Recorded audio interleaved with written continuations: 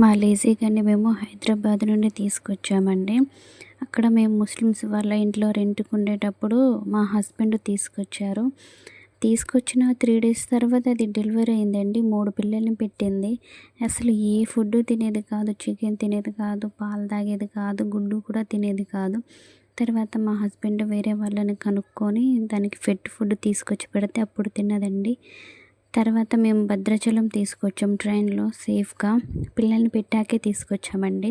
తీసుకొచ్చిన తర్వాత ఒక పిల్ల చనిపోయింది. ఒక పిల్ల ఎటో ఎళ్ళిపోయింది. ఇంక లాస్ట్‌కి ఒక పిల్ల మాత్రమే ఉంది.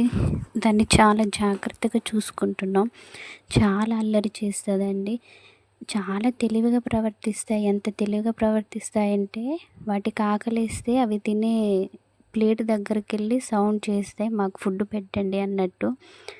కనపడేలాగా తిరుగుతూ ఉంటాయి ఆకలేస్తే. చిన్నదైతే అసలు చెప్పలేము. చాలా అల్లరి చేస్తది. అసలు కుదురుగా ఉండదు.